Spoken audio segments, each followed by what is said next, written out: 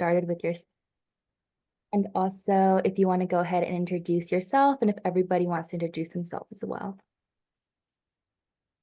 Great. Thank you so much. Hi, everyone. My name is Tony Lucero. I am a faculty member at the Henry M. Jackson School of International Studies at the University of Washington, and I also chair a department called the Comparative History of Ideas. We call it CHID around here. And this is such an exciting panel. First, I just want to say that how happy I am to be speaking with advisors. I don't take your labor for granted at all. Like you do such important work at the university. We often have these kind of stark lines at universities to talk about faculty and staff, but advisors they really blur that boundary. You all are really so important for helping students navigate universities and also navigate the world. So the subject of this panel, I think, is a really great one to really think about how we question that sharp divide between the local and the global, because I think, as we all know, those are categories that only mean anything in relationship to each other. So how can we help our students identify opportunities in just down the street, maybe next door, that are both simultaneously urgent to communities around us, but also are deeply connected to forces and geographies and people around the world. All we have to do is take a quick look at our university campuses right now to understand how the local and global are just deeply, deeply interconnected and entangled. So I think it's really just great that we're able to be here. I'm also really happy to be with two tremendous speakers who I will only introduce them very briefly because you have their complete bios in your program. But I do want to just first note that we're joined by Kristina Biyad, who is the Outreach Director at Foreign Policy for America. Kristina earned an MA in International Affairs at the American School of International Service, where she was awarded the Dean's Award for Outstanding Service to the campus community.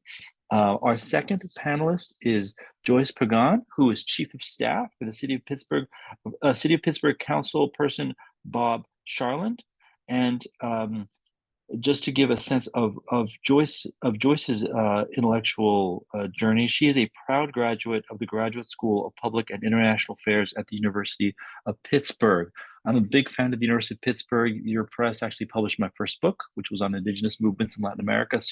And also, I grew up in Texas in the 1970s, and I have a second grade picture of me wearing my yellow Pittsburgh Steelers shirt, just because I was that kind of kid. Those were my loyalties. So I'm really pleased to have you both. Really pleased to have folks here in the chat. I do want to say that I'll be asking questions for our panelists, but if you have questions along the way, feel free to put them in the chat if you'd like, or you can wait towards the end where we'll have more of a Q&A kind of conversation. And also, yeah, if you could follow up with James' great example of introducing yourself via the chat, that would be wonderful, just so we have a chance of who's in the room, where you're coming from, and what sports affiliations you are flying. So let's get started with the conversation, and I might start with Kristina, with you first, and maybe just starting with that topic that we just described, the global and the local. How would you invite us to think about how we see international issues in the local community, and what are some examples that you might just bring to our attention so we can start thinking about them? Yeah, well, great question. Thank you, Tony. Joyce, it's really a pleasure to be here with you as well. And Sydney and Brittany, thanks for all the great work you do for APSIA. And as Tony said, just really thrilled to be here with advisors from different APSIA schools. You all do incredibly important work, and excited for this conversation. So to give a little bit of background, I work with an organization called Foreign Policy for America. We're an advocacy organization working specifically on foreign policy issues. We work on 20 issues, really wide agenda, ranging from like climate change and gender equity to defense spending and use of military force, all through this US foreign policy lens. Several years ago, I launched a project that we called the Intermestic Policy Initiative. Intermestic is just a word, combines international and domestic together.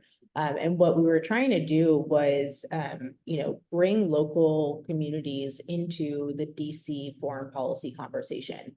For far too long, really, foreign policy making in Washington has been pretty disconnected from local communities. So we wanted to start rebuilding that connection and kind of an accountability mechanism between local communities and DC. And we brought small business owners, faith leaders, locally and state elected officials, diaspora leaders, and others in local communities together for conversations about these issues that cross-cut the traditional boundaries of foreign and domestic policy. And I think that's really the key, right? When I think about what is an interdomestic issue, it's climate change, immigration, public health, economic policy, and trade. All of those are domestic issues and local issues in a lot of ways, but they're also global issues, and they require national and international solutions. And that's really where local leaders and local communities can play a big role, right? We can't just have a small group of elites in Washington, DC building out US foreign policy that impacts communities across the country. We need to bring those communities into the conversation. So whether it's by working with local and state elected officials to put pressure on your nationally elected counterparts to bring you into the conversation more, or if it's by working with civil society organizations, both locally and nationally, to bring that perspective to policy makers' attention. There's a real importance there, and there's actually a lot of interest within the foreign policy and, I guess, policy space in general to get outside of Washington. With the current administration launching a foreign policy for the middle class, I think that kind of sparked a lot of funding opportunities and interest from different foundations to support nonprofits and civil society in doing that kind of work. So there's plenty of opportunities for people to bring local communities into the fold, and to the extent that your students can find the organizations that are doing that, I think there will be a lot of opportunities for them. Thank you. Joyce, how would you invite us to think about these intersections between the local and the global? Yeah, Kristina, it's really nice to meet you too. And that was a much more eloquent answer than I'm probably going to give. Again, I'm the chief of staff to a city council person. Pittsburgh has 90 neighborhoods. He represents 13 of them. And they are all very unique. Each neighborhood has very distinct concerns, I would say, distinct issues, distinct features, I would say. And when I first saw this question, I didn't really know how to answer. And so I talked to the council person. And so one way, so in the city, a huge topic of concern is that we are losing population. We have to have 300,000 individuals living in the city to maintain our second class classification in the Commonwealth of Pennsylvania. If we go under 300,000, we will go below second class, and we will have even less power than we do now. And so one way that the mayor is actually trying to increase our population is by welcoming immigrants, welcoming refugees. So we have a fantastic nonprofit in the city called Hello Neighbor, and she and the executive director Sloan, she has worked at the federal level to bring in so many incredible refugees. And she's also welcomed, really, in the city of Pittsburgh. I'm very aware of the Latino population, being half Dominican myself. And so in the city, so in my neighborhoods, in Knoxville in particular, we have a growing Latino population. And it's actually very interesting. This is very sad, but there are neighbors there who really don't like it. And they call our office and they're like, we want you to call ICE, and we want them deported, and obviously we're not going to do that. But so we've definitely experienced a growing tension and the growing clashes between immigrants, new neighbors, and the neighbors who've been there for a while. So and one way that the councilperson can reaching out, one way that the councilperson plans on reaching out to the Latino community is by reaching out to the churches. We have several Latino churches in our neighborhood. And so that's one way that the international world kind of comes into our little city of Pittsburgh. Another way, I'm trying to see. So in the city, we have an Office of Immigrant and Refugee Affairs, and they work directly with the various nonprofits who work with immigrant and refugee populations. And they're incredible. They do so much work. They make sure that there are translators there. They get them connected to as many resources as possible. And the thing that I can think of, and this is something that it's impacted everyone, and I will be as objective as possible. There have been calls for a ceasefire, and actually, so and some other municipalities have, they've either written rules of council or resolutions or something talking about the ceasefire, and we didn't think it would come across us since, we're local government, so we didn't think too much of it. And then lo and behold, it did come across our desks. And we had one councilwoman in particular who worked with her chief to draft I believe it was a will of council that would have gone to President Biden, and it ended up ultimately not being introduced because a lot of pressure, if I'm being honest. And but it was a very well written, it was very well written legislation. But she wanted to introduce it. She felt like, we're all taxpayers. Our money goes up to the state, county, state, and federal. And she thought, and we have in the city, we have a large, Palestinian, Muslim population. We have a large Jewish, Israeli population. So she felt like it was relevant, but again, it was ultimately not going to work out. And so that was one way. And again, I was very surprised that this came across any of our desks, just because, again, we're local government. We wouldn't think that way, but this councilman in particular brought it to us. And it was really interesting going through that process. And yeah, so that's really all I can think of for right now. That's terrific. That was really helpful. Thank you, Joyce. Thank you both. And I appreciate, Joyce, you also got a little bit biographical, just mentioning your Dominican roots. I wonder if we can kind of continue in that same vein.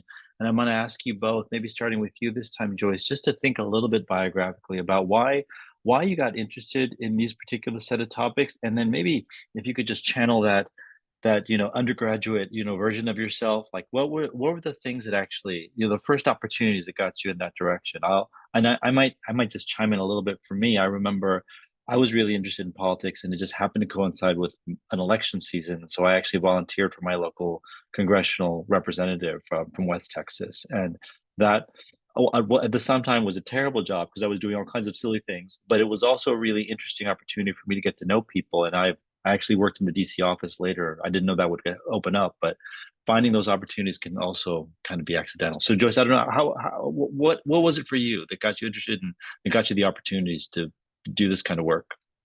Yeah. So I'll start from the very beginning. So I'm half Dominican. My father's from the Dominican Republic. My mom is from Hong Kong. So I'm half Dominican, half Chinese. And so growing up, I see that James actually is from North Carolina. I went to North Carolina State University. So very familiar, it's my home. But what was I gonna say? So I grew up, in very challenging circumstances. My mother was a single mother, and we grew up impoverished. We had a lot of challenges, and we really didn't have anyone to turn to. I mean, we had social workers, we had my mother's church, but aside from that, we didn't really have much. And so I ended up getting almost a full ride to North Carolina State University. And from there, I was a McNair Scholar, if anyone's familiar with that. So I was doing history research, I was doing international affairs research, and it was really interesting. And then I had the opportunity to travel to study abroad in Ecuador. So I was in Quito for 4 or 5 months, and then I went to Peru for about 2 weeks. And I was a Gilman Scholar. I highly recommend the program. They gave me a full ride to Ecuador. And when I went to Ecuador, I just saw this immense level of suffering that I've never seen in the United States. I mean, I thought I had a very challenging life, and I did, not to take away from my experiences. But I mean, when I was in Ecuador, there were toddlers who would come into the restaurants and beg for money. They'd be selling little lollipops. There would be people in the street asking for money. I saw at the time I don't know how Ecuador is now, but when I was there, it was the height of the Venezuelan refugee crisis. So there were a lot of Venezuelan refugees, and we had I remember one memory that I have that I'll never forget was there was a mother who was laying on the sidewalk. It's so hot in Quito because we're in the mountains and the sun is 2 inches away from us. And so she was laying on the sidewalk with her infant baby, and no one was helping her. I didn't know what to do. I'm not proud of it. I didn't know what to do either. And so it was just horrifying to see that. And so I came back and I was stunned by my experience. I was completely changed, which is very stereotypical that people say they changed in their study abroad experiences. But I did. And so I was like, I don't want to do research. I mean, it's important, but I can't sit behind a computer, although I'm sitting behind a computer now and for most of the workday. But I was like, I can't do this. And so I decided to pursue social work. So at the time I was a senior, I was applying to MSW programs, and then GSPIA actually, I applied. So with the McNair Scholar Program, I had to apply to 10 graduate programs so that I could get money to go travel to a school of my choice.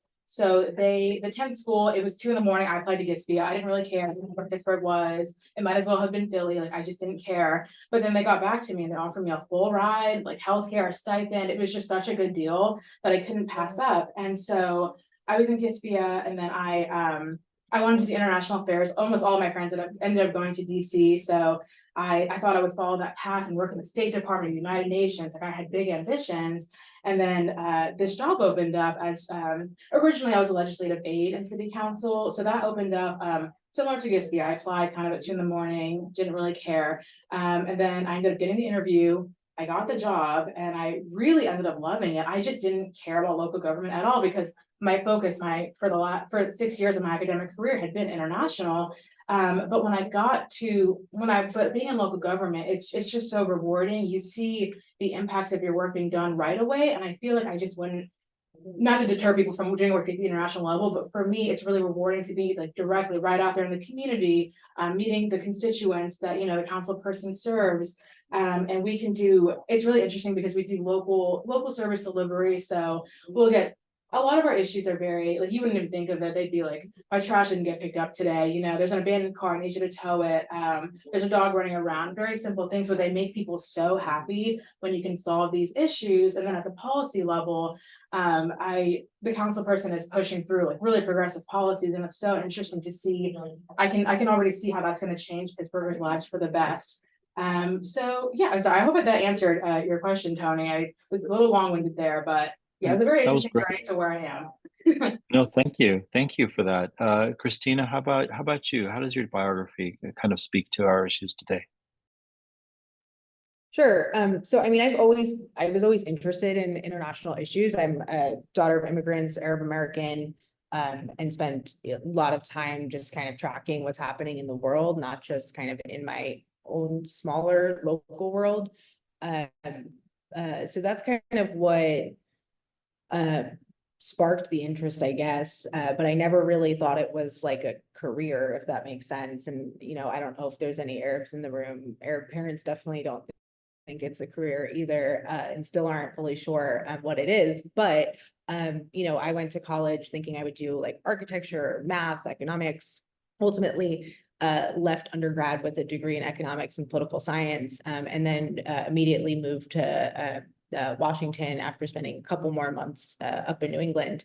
And I knew probably around my junior year, thanks to some great professors in the political science department that I worked with, that I wanted to do international affairs stuff. It was mostly by getting me involved in more IR courses, different like student associations like Model UN and whatnot. So I started working at the British Embassy here in Washington, which was really interesting and a great kind of preview or look into what this space is like, and ultimately decided to go get my master's in international affairs. You know, I wanted to do kind of the international development NGO work, and I did that for a bit, working on countering gender-based violence.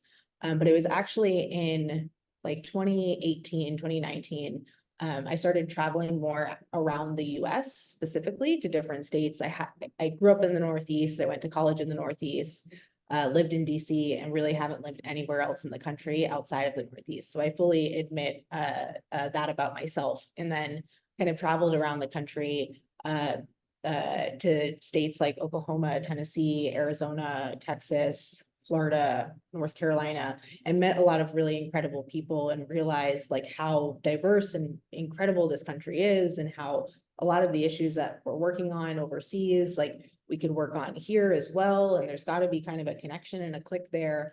And that's when it kind of clicked for me that I wanted to kind of bring some of what I was doing in the foreign policy space kind of back home, and discovering Foreign Policy for America and the work that was happening within this organization when it was founded in 2017. It was kind of perfect timing to take some action and do some more domestic work and make those connections. So it kind of just like fell in my lap. Definitely didn't expect it, but you know, I had a mentor kind of tell me a long time ago, and it's something I tell folks, is like, when a door opens, if it seems exciting, like walk through it and just, you know, maybe it sucks and you walk back out and you go back to whatever else you were doing, but like walk through it and take the chance. Because frankly, when I started doing this work, about 5 years ago when I joined FP4A, I thought, oh, I'll like do it for a year and then like go back to what I was doing before, but this will be like a fun thing. And it's obviously turned into a lot more than that.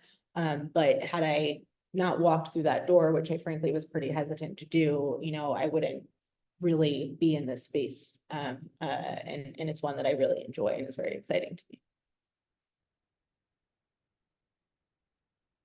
That's terrific. So you both have already given us a little bit of some clues to this next question, because I think we want to get a little bit more granular about how advisors can help students kind of navigate this path from undergraduate to, you know, the great beyond in professional or graduate kind of spaces. So I'm wondering if you could just maybe say a little bit about what are those, you know, specific little things that helped you, you know, what if Kristina, you just mentioned a mentor that really kind of helped you kind of think about something. And I really love the way you put that actually.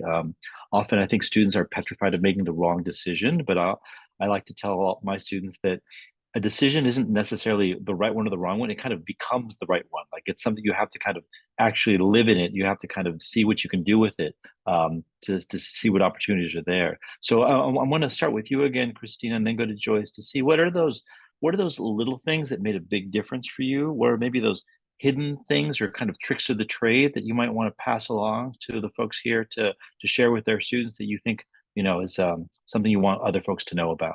Kristina? Yeah, no, it's a great question. I mean, the first one is really that is like, you're not going to know what you want to do until you do a couple things that maybe weren't it or kind of interesting, but missing something. So just that like openness to different offers that come your way, different opportunities. I think students that at the undergraduate level that I still get to talk to and meet, I think sometimes they're a little like, they're terrified or intimidated of like what this whole space is, because there's so many options, right? There's so many things that you can do. And I, you know, as a student, if you're meeting like 10 alum in a day and all 10 of them have the same degree as you, but are doing entirely different things, it's kind of like overwhelming and scary.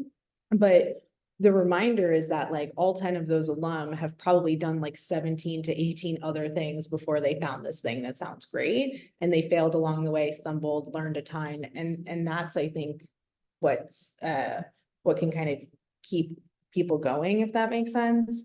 You know, I also think something for young people to be really thoughtful and careful about, I guess two things, are organizing yourself in networking, right? Everyone will tell a student like, oh, you need to network all the time, get to know people. But like, if all you're doing is going to these events and like grabbing a couple business cards and maybe like emailing one person, it's just, now you're just going for the food and the drinks, which is also great, but like, you're not getting the actual benefit, right? So when I first moved to DC, I like created my own like digital Rolodex, right? So like every time I got a business card, took a photo of them with my phone just in case I lost it, which happened often. And then I would go and I had a Google sheet where I just put like the name, contact information, some notes about what happened when we met. And then I would have all of that so I could go back to it and actually like stay in touch with people and track my contact with them. It sounds kind of crazy, but like, if you don't do that, then like, I'm going to look at this business card a week later and be like, oh, I don't really remember what we talked about. Your follow-up email kind of stinks. So like students kind of, they might think that's weird, but it's really a good way to like keep yourself organized and actually be a successful networker. And then the second piece is just like, for students to have some sense of how mentorship actually works. Like, I think there's a lot of like mentor-mentee programs that are really great, and that's probably a good place to start. I personally like haven't really participated in any of those structured ones, so I won't speak too much to them. But for me, what was really helpful is, you know, I'm a woman of color, brown woman, and I have maybe one mentor who's another like senior brown woman who's been great and helpful. But I've also been really open to, you know, white dudes who are super successful in this space who have been great mentors too. And it's easy for people like me to kind of shy away from that because you think that they're not your ally, but many of them are. So encouraging young women, women of color especially, or people of color in general, to not be shy and not only try to like stay within, you know, their communities that they already know, like approach that senior leader at a university or a think tank if you're interested in talking to them. And students don't always know that you have to formally ask for someone to be your mentor. Sometimes people just think that they're someone's mentee because they get coffee once a quarter. But you know, if you want that actual support, like it does need to be something that you ask up front.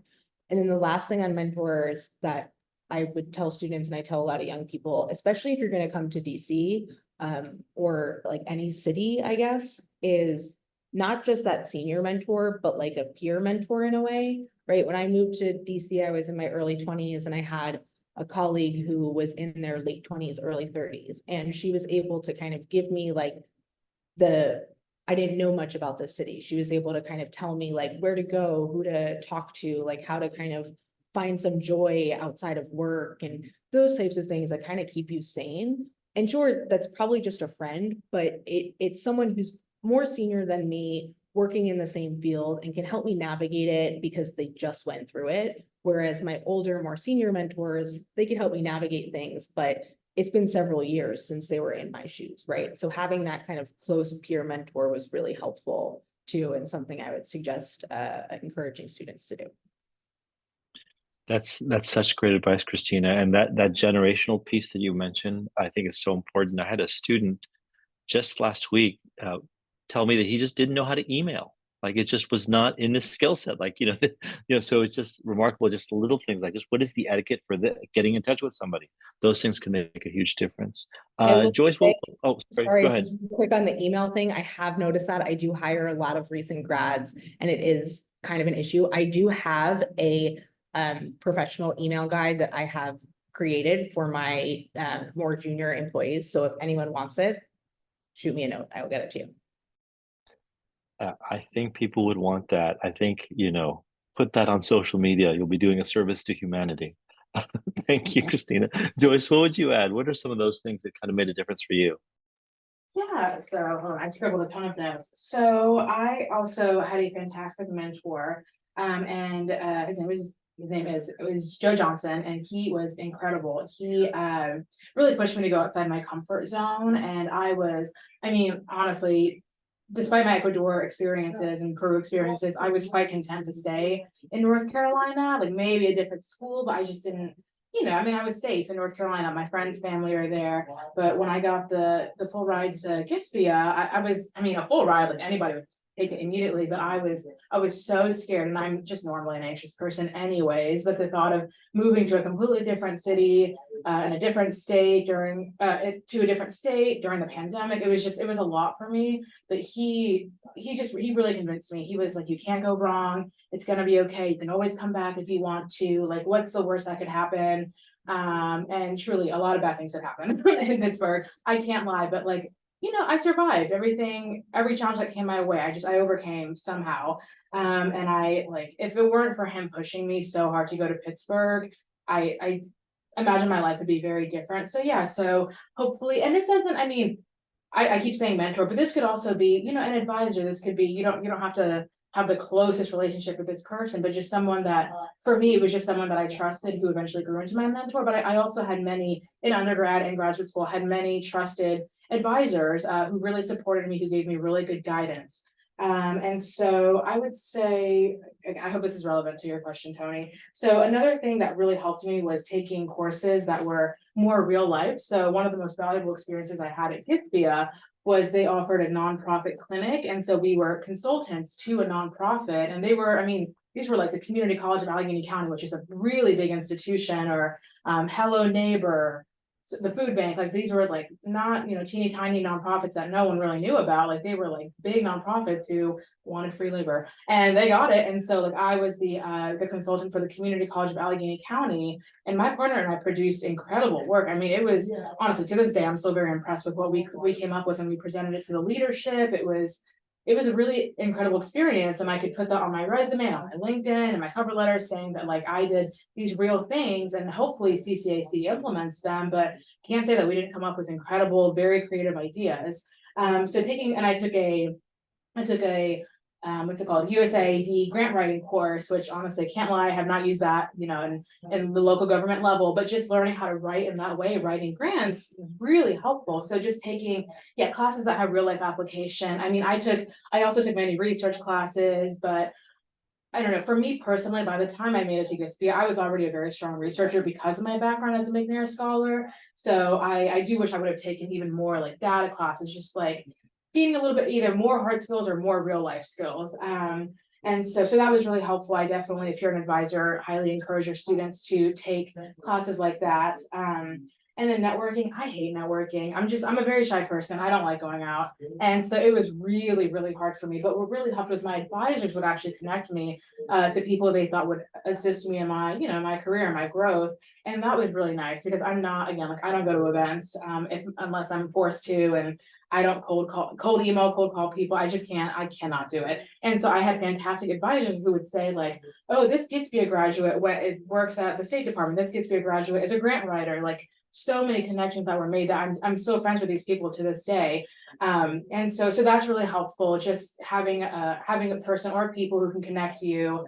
I don't think I would have made it this far otherwise. And something else that I can think of, cover letters.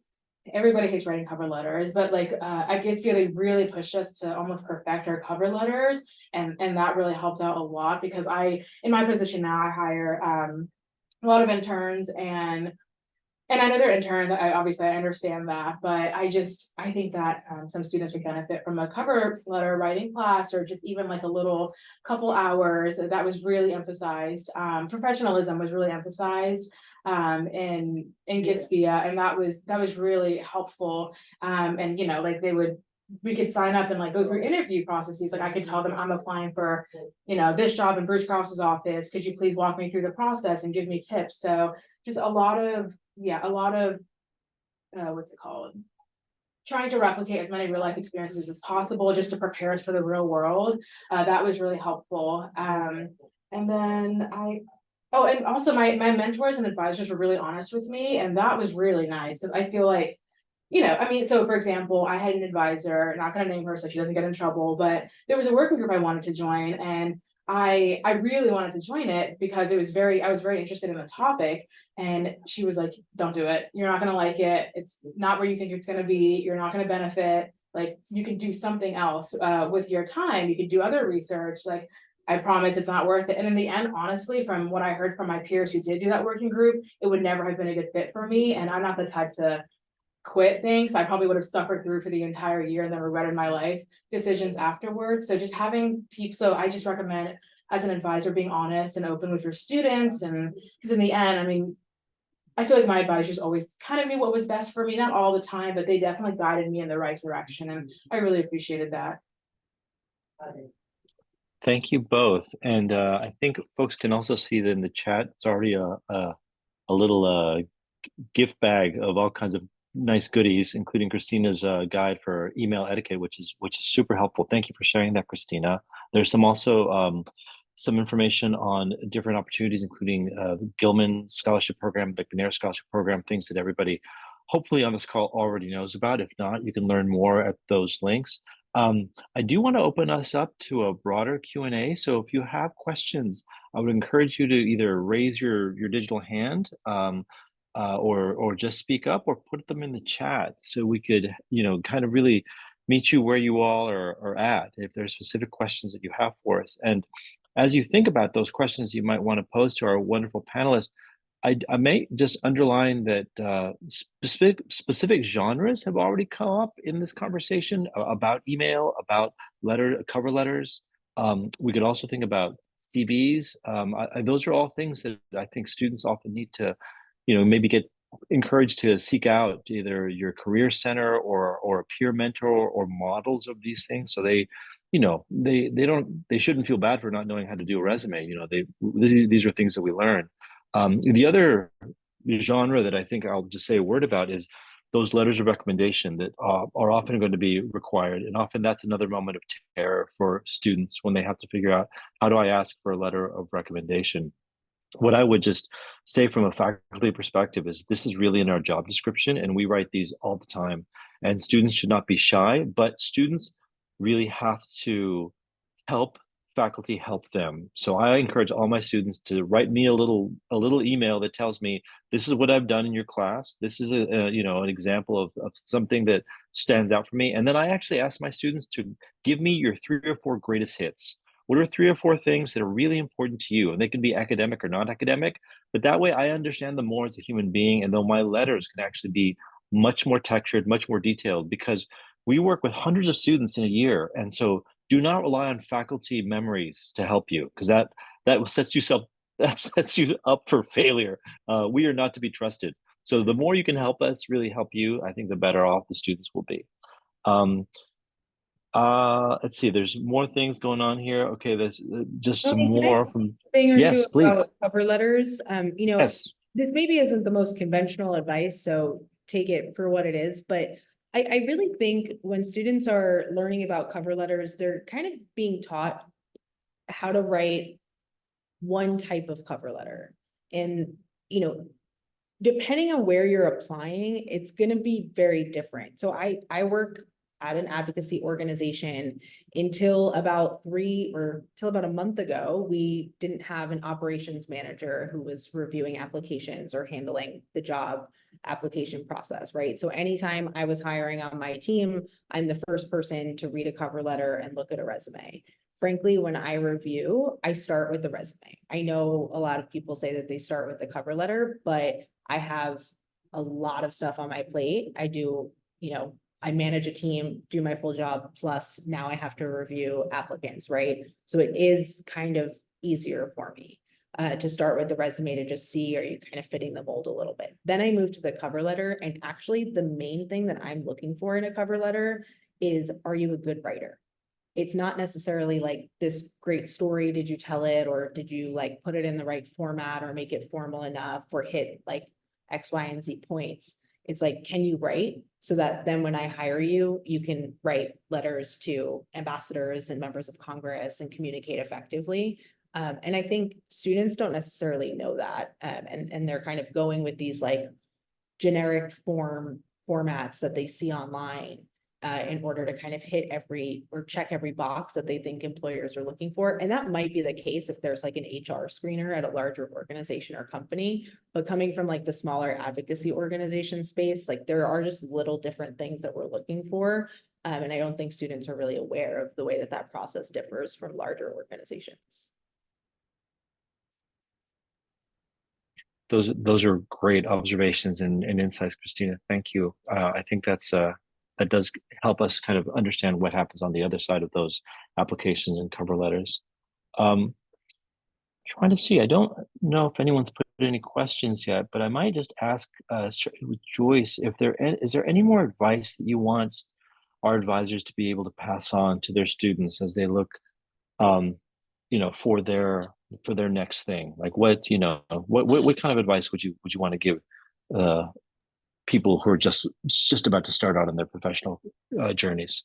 Yeah, I would encourage advisors to encourage their students to explore every opportunity. I think Kristina talked about this already, so I apologize for repeating her words, but I mean there are so many opportunities out there, and I think in at least in international affairs we can be very obviously it's in the name international, so a lot of us, even me, are very focused on these big opportunities, the names that we know, such as State Department, or maybe the Brookings Institute, the big name places. That's where a lot of students try to go. And to be fair, a lot of my peers ended up going over there. They work for the DoD, the FBI, good for them, happy for them, they're happy over there. But I also highly recommend that advisors encourage maybe students to pursue opportunities that they would have never otherwise thought of. For example, one thing that I wish had happened was, I do wish that at GSPIA, they would have encouraged us to do more City of Pittsburgh internships, because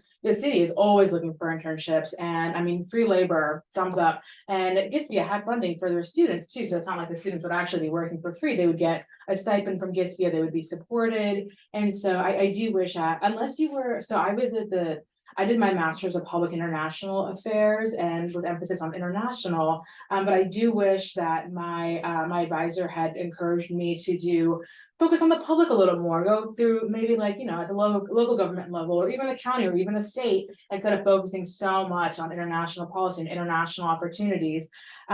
So yeah, so that would have been helpful. I would say, as advisors, you should be aware of every kind of opportunity that's at a variety of levels, so that your students can explore whatever they want. Again, like I would have never thought that I would, chief of staff to a city council person. Like I didn't even want to stay in Pittsburgh at all. I hated Pittsburgh until very recently. So yeah, so you just never know what could happen. But yeah, really encouraging students to broaden their horizons, to be open, and to not be so narrow-minded or have this tunnel vision, because I had friends who were very like, I'm going to do this one specific thing.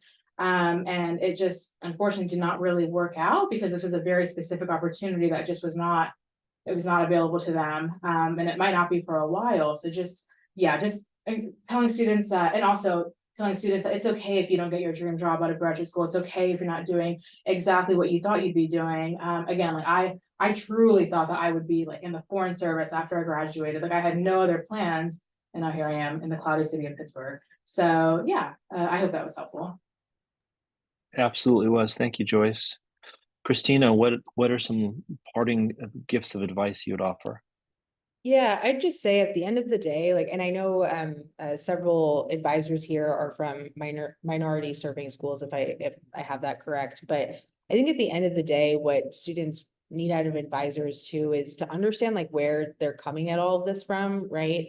For some people, it's going to make a ton of sense to come to DC, right? It's exactly what they want to do. They're really eager and excited to pursue a DC policy job, whether in government or in civil society, and they know that they want to go there. Maybe they have the resources to get there and to work another unpaid internship after graduation. Majority of students really don't. And you want to kind of have a sense of like, what are you looking for exactly? If a student says they want to come to DC, like ask them the why. And if they can't really put a finger on it, it's very possible that they've got plenty of other opportunities at their fingertips that they just don't see.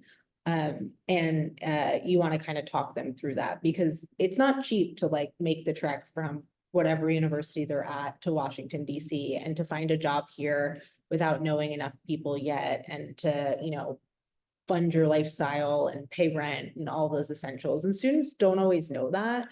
So talking them through the reality of it, I think is really helpful, especially if they're coming from their first generation college students, or, coming from immigrant families.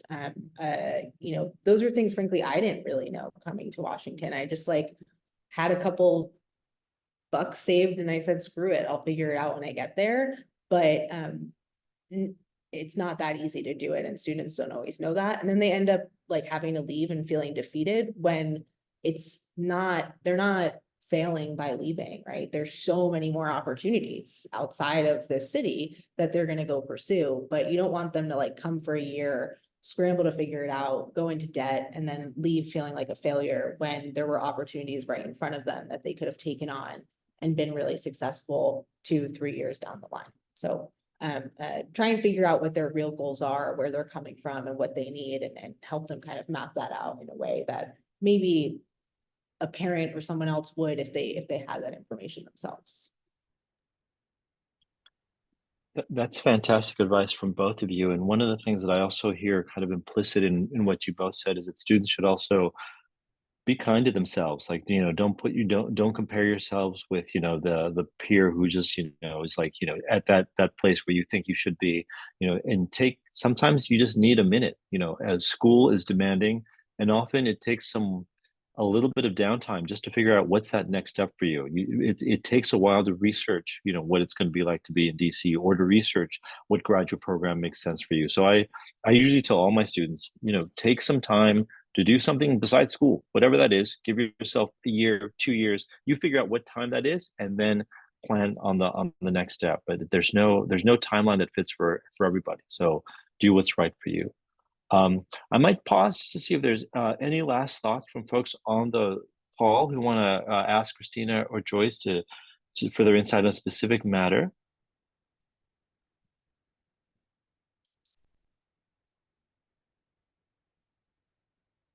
And if we don't see that, I do want to just thank Kristina Biyad and Joyce Pagan for just extraordinary insights and generosity, and also everyone who's contributed to this archive in the chat. So make sure you download this chat because there's all kinds of goodies in there from APSIA.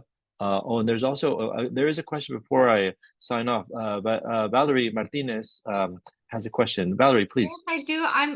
I was trying to type and then I was erasing, then I was reframing. So I was like, forget it. Let me just raise my hand. Thank you all so much for this lovely panel. I really, really appreciate hearing from your experiences. This was great. I'm glad it's recorded so I can share with my students.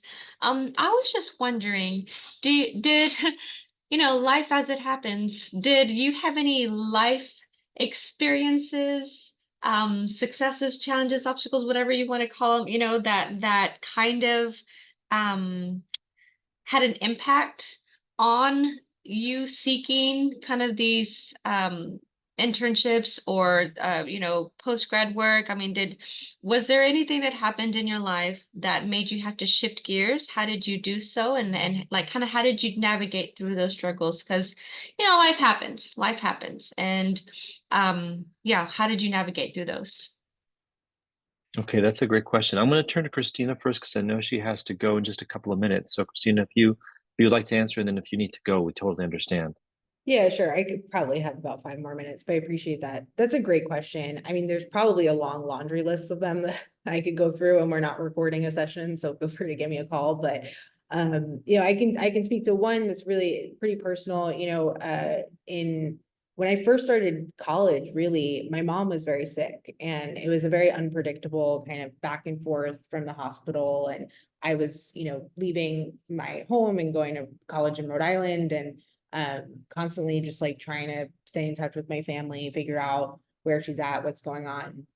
And it was really throughout all 4 years. Some years were worse than others, some weren't. So I really wanted to study abroad, like really badly in undergrad, right? I had been abroad with my family and whatnot, but never like gone by myself, had that experience as like a student to learn.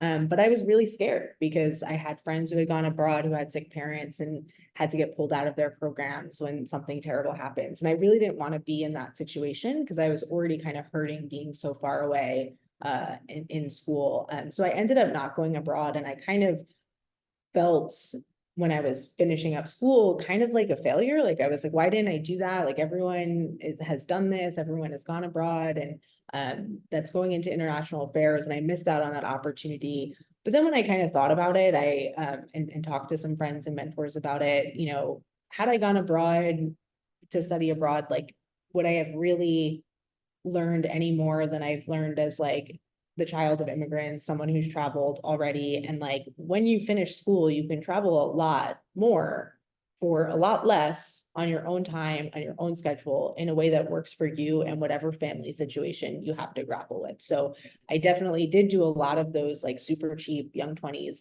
trips abroad right after college because I could work them around when I knew, you know, oh, my mom had a surgery for this day or whatever. And ultimately, now I'm happy to report my mom is very healthy and somehow survived all of it. So now she's the one going abroad. But you know, I was able to do that around my own schedule. And I just kind of stopped feeling that guilt and frustration at myself because I didn't get to do this structured program that, frankly, not to say anything negative about study abroad programs, but they are very expensive and costly, and don't have that flexibility that some students might need. So that's the one example. But like I said, Valerie, I've got plenty more, and always happy to talk about that stuff. Thank you, Kristina. Joyce?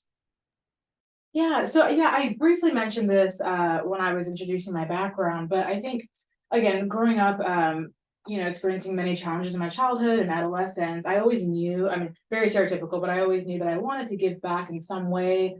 So I pursued different routes. I went the pre-med route, couldn't pass chemistry, so that was out. I tried to be a social worker, but I was too sensitive for it, honestly. I had my own issues to work through, and it was really, it was really difficult for me to be in that environment, the environment that I was in at least, and not all social workers do micro level type work, but I was in a women's homeless shelter and I was 19. It was way too much for me. So I backed out of that, which is how I found myself in history and international studies. And initially I really liked I loved history because I felt like I was, you know, like giving the people the past a voice. I was unveiling their stories. It was so interesting. I really did love it.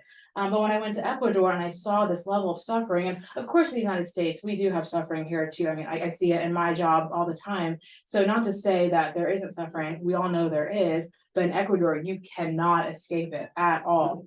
Even I lived in an apartment in a pretty like high middle class part of Quito, and there would be people crying like on our front steps because they didn't have any, well, my host parents had an electric fence. So they would be crying outside of the electric fence and, like crying about how they couldn't feed their families, how they couldn't feed their children, how they miss their family.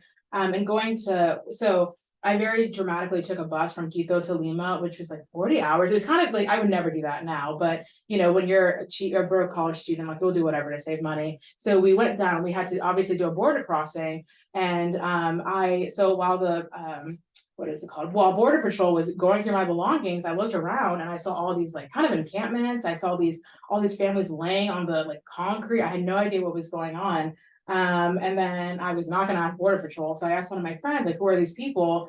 And she said that these are Venezuelan refugees are trying to get into Peru, but they can't because they don't have the yellow fever vaccine. And the Peruvian government would come in and bring like 5 shots a day. So some of these people had been there for weeks. It was insane. And I have way more stories about my experience in Ecuador and Peru, but it's just these images, like this was 2019, and I still think about it almost every day, honestly. But my personal experiences and my experience in Ecuador and Peru really drove me to public service in some way, or at least working with a community in some way. And I always knew I was never going to make it in the medical field, and social work wasn't for me. And I didn't really know many other options. I mean, I'm the daughter of immigrants as well, so with law, maybe, but I was not going to be a lawyer either. So when I applied to GSPIA at 2 a.m. and they offered me the full ride, that's when I finally looked into what GSPIA actually was and what working in policy meant.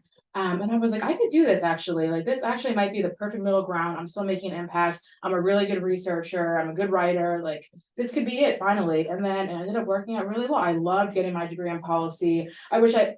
School was very challenging. So maybe I shouldn't say I wish I could redo it because I barely passed my statistics class, but I wish I could redo some of my classes. It was a really good experience overall, minus the challenges with econ and quant. And yeah, it was fantastic. So that's how I found myself in the position that I am now. And it's very fulfilling. I feel like I 100% made the right choice, and I'm very grateful to have the job that I do have. Well, I have learned so much from you both today. Thank you. Brittany, I'm going to take your digital Rolodex with me and think about that. And I'm also, Joyce, I'm going to think about how you make the best decisions at 2 a.m. in the morning. I've learned that about you. Thank you, APSIA host, for this. Brittany, I will be opening a Zoom poll just to see how we did. Please do that, and join me in thanking our distinguished panelists, Kristina and Joyce. Thank you both for incredible insights. Thanks, everybody. Thanks all so much. Thank you. Thank you. Have a great night.